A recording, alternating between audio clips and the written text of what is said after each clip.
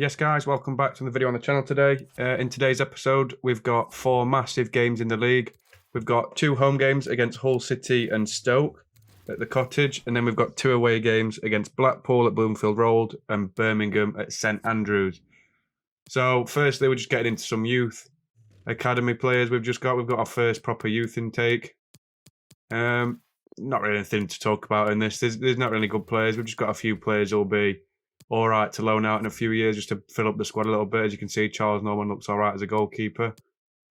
Then, apart from that and the English one, there's not really much. Just having a look at everyone's value because got to make sure, haven't you? But without further ado, we're going to get into our first game of the episode, which is obviously Hull at home at the Cottage. So it's going to be a difficult game. They are 18th in the league, so it shouldn't be too bad. But Hull are a good team in real life, and they got promoted the other year, didn't they, from League One, so they'll be all right to play against. But they've still got some good players as well. So as we can see, we're starting the game at Cottage. Our lineup, we pick a pretty similar team every single time. We've got the substitutes as usual. Rodak doesn't make the team again. We start with Gazaniga in goal. We've got the back 4 of Tete, Aradebayo, Tanganga and Robinson. The holding midfields are Chalobah and Anguissa. Then the front 4 of Wilson, Reed, Ernie and Mitrovic. But the first highlight of the game comes in the 22nd minute when Malik Wilks, who's a good player, has a good effort against Gazaniga, who makes a good save. But then we come on the attack with Harry Wilson, who bends one against the keeper, and it's a good save from Ingram. As I said, they've got some good players, Hull have, and the guy on the sideline, I don't know why he's still got the cap on, I just don't want to take it off. But as you can see, in the 25th minute, Mitrovic scores the opening goal of the game. It's a good finish from Mitro, to be honest. It's a nice little header against the goalkeeper. He does score quite a lot, to be fair. Definitely the best striker in the league. But then in the 31st minute, Wilks again causing massive problems for the defence. Tries to pull it back, and Tanganga makes a massive mess of it. And then I just couldn't react then. I don't know what was happening, really. But Malik Wilks scores a good goal. It's a really weird finish, though. He sort of like loops it over the goalkeeper. I'm not sure what Gazaniga's really doing for it. It takes an age to actually go into the goal.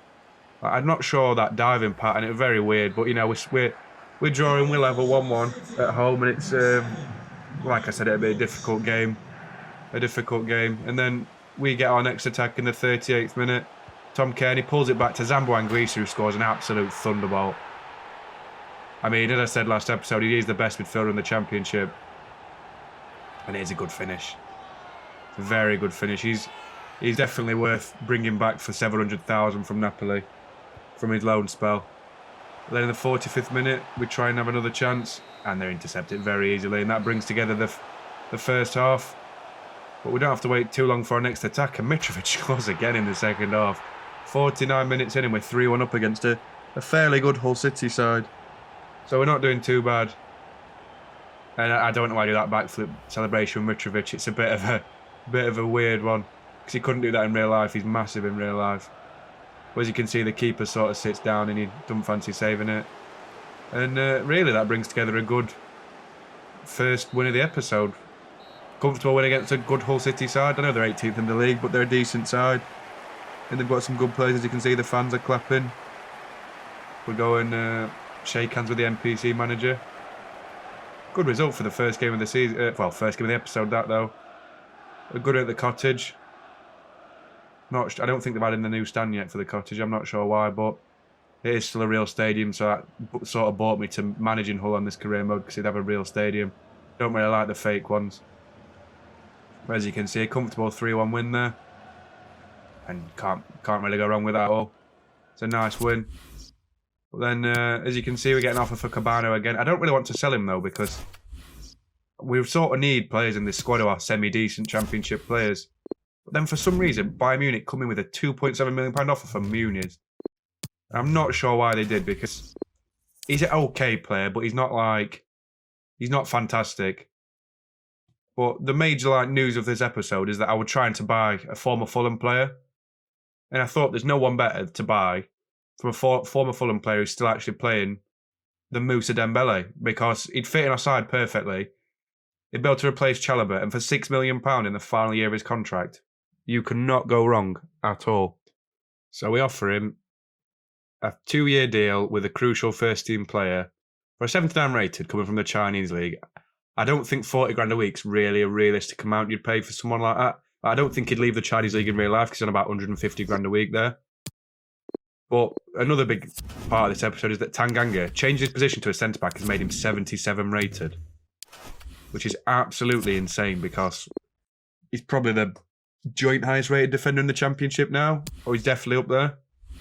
I mean, for 7 million from Spurs, you can't go wrong at all, can you? Like it's a good bit of business at the end of the day, especially for a team like Fulham. They've got a big budget for the Championship, but not in terms of like I want to be in the Premier League and sort of challenging for that area.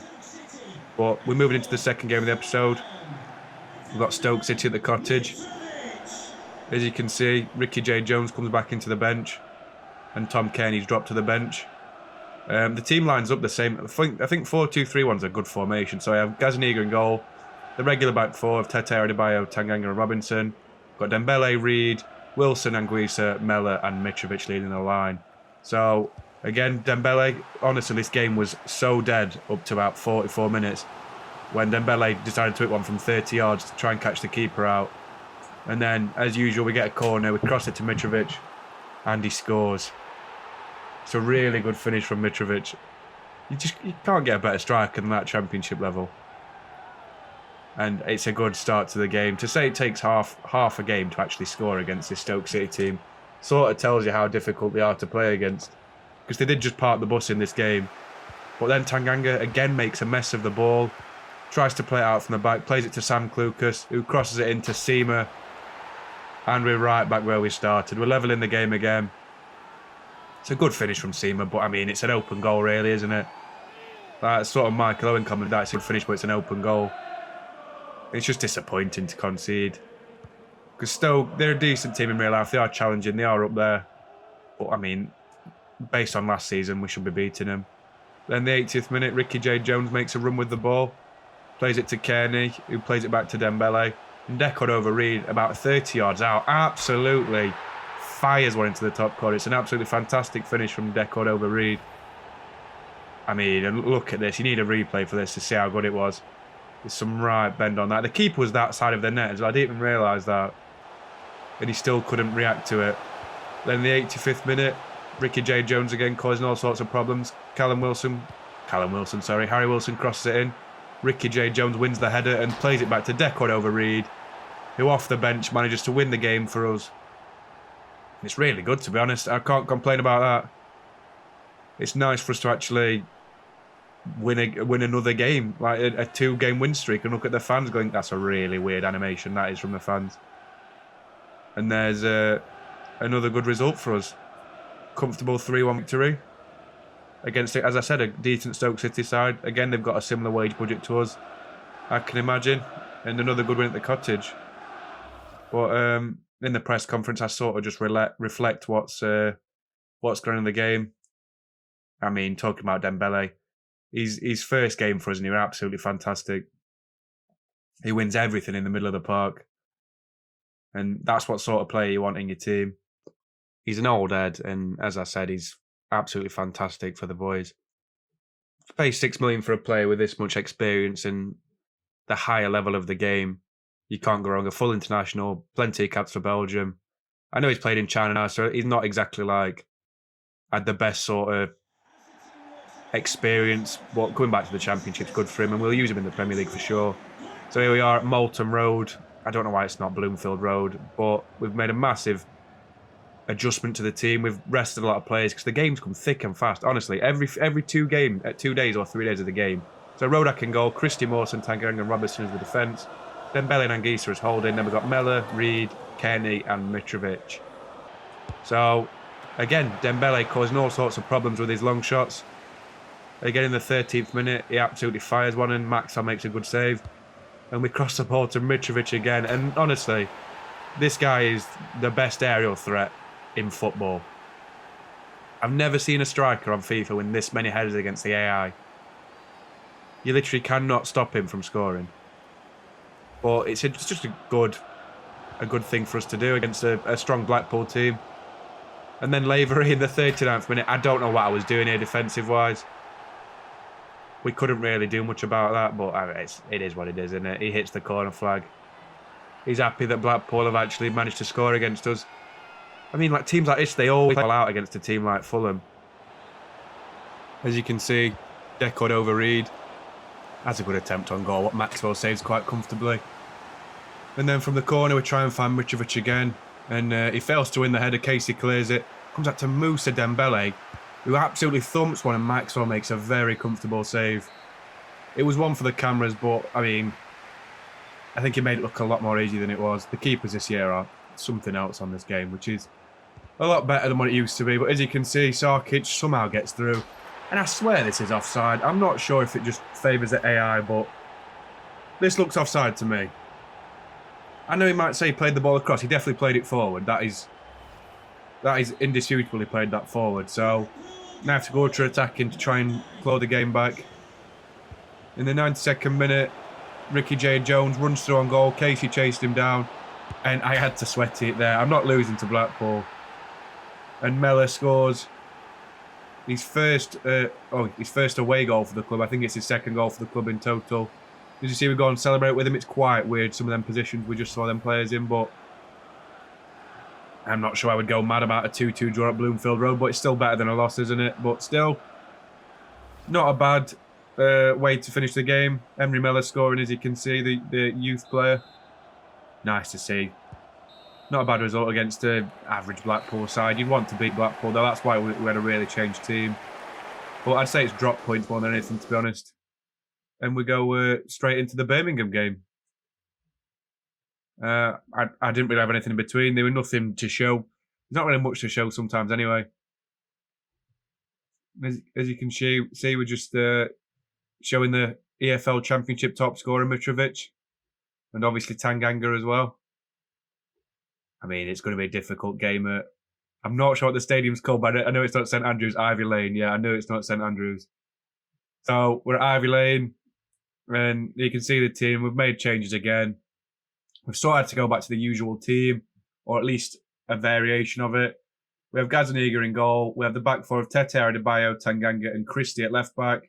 We have Dembele and Reed as a holding, then Wilson, Anguissa, and Kenny as the attacking midfielders, and Mitrovic as the striker. So, without further ado, about 12 minutes in, Kenny has a shot, comes back to Harrison Reed after it cannons off the defender, and Mitrovic does a turn and just finesses it straight through the Birmingham goalkeeper. And I mean, he's a good striker, isn't he, Mitrovic? He literally scores in every single game he starts in. He's such a good player. Such a good player on this FIFA. They get a quick chance again with 23rd minute.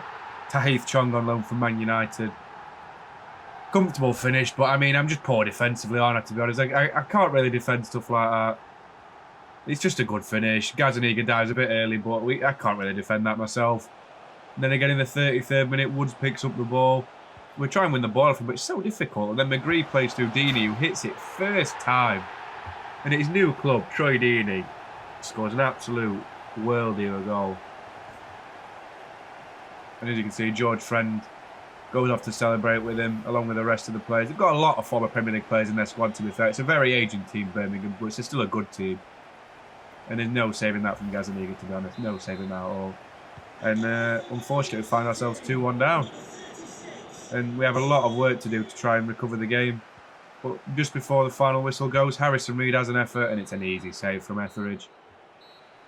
Again, another former Premier League player. A bit aged, but still a good player. And we have to wait until the 57th minute for the next moment of the game, where Lucas Jutkowicz forces a save from Gazzaniga. And we're trying to find our way back into the game. And Mellor has a shot, and Etheridge makes an absolutely fantastic save.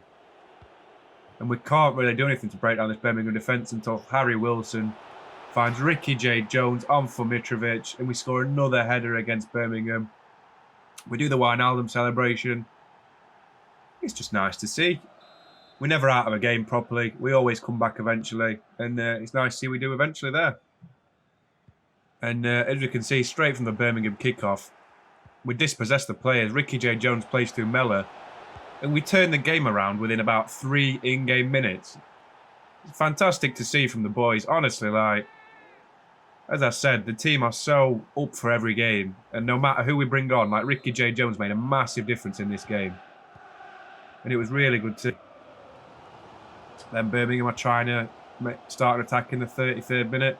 Solanke comes down the wing, another former Premier League player, and Gazaniga easily collects it.